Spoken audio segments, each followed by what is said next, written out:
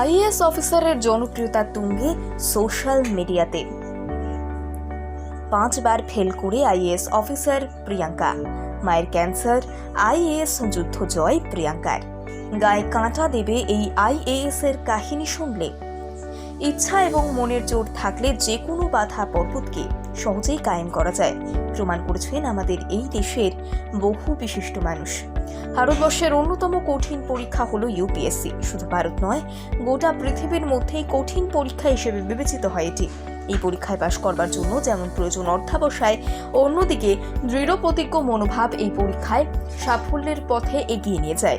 ঠিক তেমনই একজন হলেন প্রিয়াঙ্কা গোয়েল, যিনি 5 বার এই পরীক্ষায় অসফল হওয়ার পরেও আজ একজন অফিসার হয়েছেন।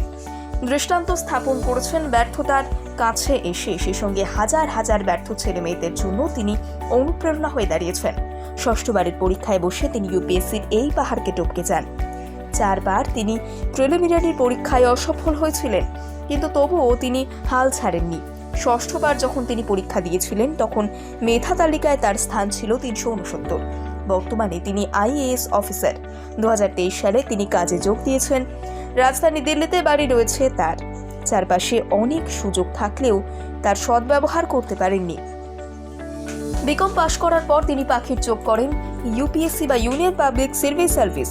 এরপরে সেই মতো পড়াশোনা করতে শুরু করেন তিনি, কিন্তু কোথায় যেন একটা ঘাটতি থেকে গিয়েছিল, তাই বারবার ব্যর্থ। ভেঙে পড়ে উঠে দাঁড়িয়েছিলেন প্রিয়াঙ্কা। যদিও মনে চলে এসেছিল হতাশা।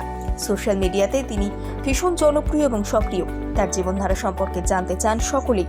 সেখানেই তিনি জীবনের এই না দেখা কথাগুলো শেয়ার করেছেন। ইনস্টাগ্রামে তার ফলোয়ার সংখ্যা 1,46,000।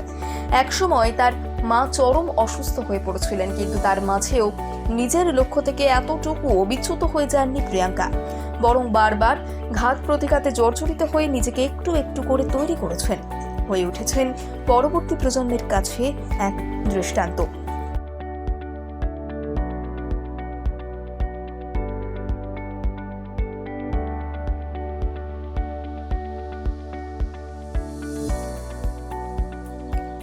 আইএএস অফিসারের জনপ্রিয়তা তুঙ্গে সোশ্যাল মিডিয়াতে।